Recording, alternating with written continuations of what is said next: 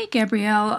Yeah, I know that using these layer masks is really a lot of time, but it's after doing all the work though, it's actually more fun from here on out. So I know this is like one of the harder assignments. So just a few suggestions in terms of just making some of the areas stand out more.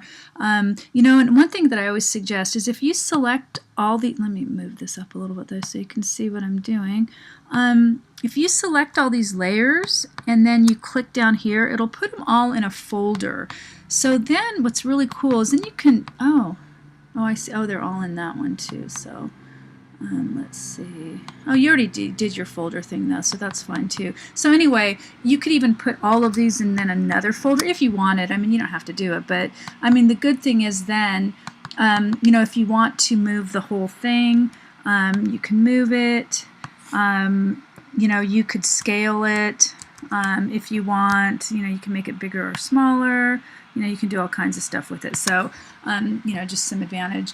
We're going to be doing more with the text, but what I always suggest is to look on DaFont. What we're going to go over this more next week, and look for some really fun font. The next thing is to put each word in its own layer. Then you're really, then you can really play with the styles a lot more. In some of those examples that I posted earlier, you can kind of see where each word is on its own layer. You don't have to use the same text or anything either. So to make some of these areas stand out, like the lamp doesn't have much detail because it's so dark on one side.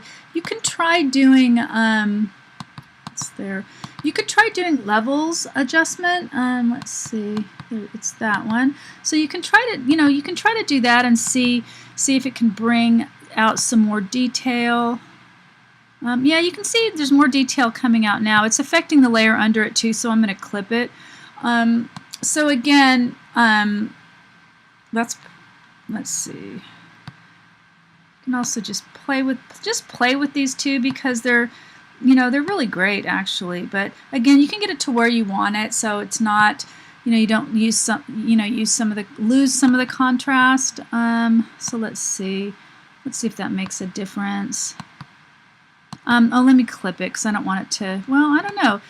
It looks pretty good on the lamp, but again, you don't want it on the other stuff. So I'm just going to do it. I'm going to clip this so now it's only affecting the lamp. And again, this part up here also could use it. Let's really look closely at this. I don't scrutinize the how neat the layer masks are at this time, so don't really worry too much about it. So you might want to, what I would do with this too. Where is that mop? Is that it? Yeah. Let me really zoom in on this. What I would do too with this is I would bring some of these down so it's not this straight line right here. That looks, it just could look a little bit better. And I would probably still look for just a better mop image. I would probably go out here into Google image search and just see what I could find, like mop. I would probably use one of these because they look kind of more like hairish. And I would really look around for a cool mop head. This is awesome, this one right here. Because you can see how it really would make a difference. It's not going to, whoops, where did my thing go? Oh gosh, just a second. There it is.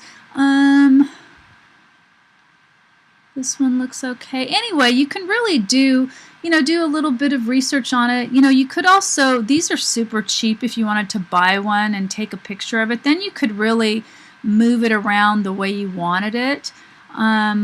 This one looks pretty cool.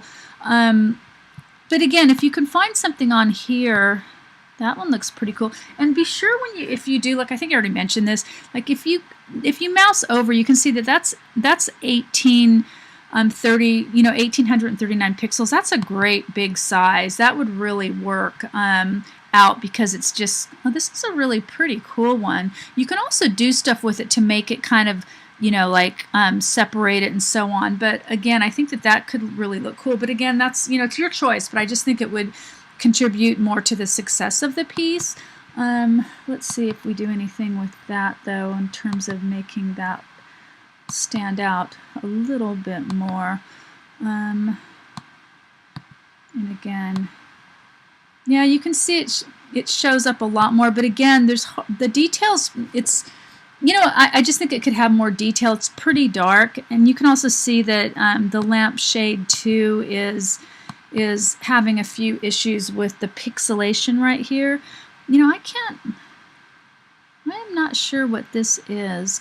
It'd be great if you could tell me what that is. I can't really see that, and I can't really see this. You might want to actually try to find something that stands out more. Even like, what is this?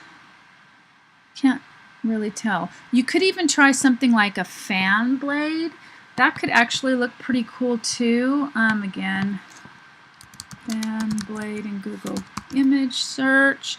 You know, something like that. That's a big one too. Anyway, I'm just trying to give you some different ideas. And again, it's pretty normal for students to go back and forth and make adjustments in their objects as well. Let's see what else I can suggest. I don't know what these two are, but you might want to make them stand out a little bit more. And you know what? It probably wouldn't even look that bad if you didn't have, you don't have to have a complete, you know, like, oh, I can't really see these. I wish I knew what these were.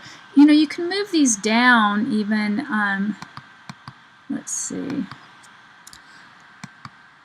I mean, they don't need to be perfectly, it doesn't have to be a perfect face. So you can even move something down like this and not have a mouth. You don't even necessarily need the nose object, even though I just wish I knew what it was.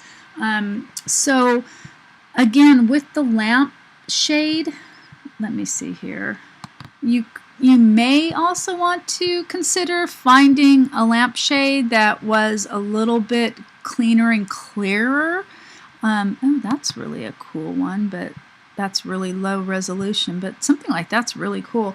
But you know, even something that just was a little bit clearer. If you can see, when you really zoom in on this, you can just see how pixelated it is, and it's just really hard to see some parts of it. You could keep the lower part and just stick another lampshade on it. And as you can see, there's just tons of them on in Google image search. You just have to cite them. It's not a big deal. It just kind of opens up the possibilities a little bit more. That one's really funny. Well, that one's pretty cool too. So anyway, as you can as you can see, there's just tons and tons of possibilities with these. And you know, the idea with all of this is to create a successful portfolio piece in the long run. Not sure what these things are. Again, are those the stands or something? You know, you might want to do. Yeah, I'm not sure. Oh, maybe if I turn this mask off, I can see what that is. Oh, okay. You could probably bring out some of the color in the cabinets too. Oh, I see. You have this as one piece. Oh, I see how you flipped it. That's cool. But again, you might want to, excuse me, you know, do a levels and just see what, you know, if you could bring out more detail in the cabinets too. So again, a little bit more detail here. And again, you can continue looking for, you know, objects as well. Even though I kind of think these wings are really cool, I would probably, personally, if it was me, I would probably turn off part, or I'd keep the outside part, but I would delete this outside part. I just don't think it's necessary. I would have to do it, and then I'd have to, you know, look and see if I thought it would work. I mean, because it does add something, but it also adds another degree of complicated. But I really like how you're making this backside smaller. I think it's really adding to the depth.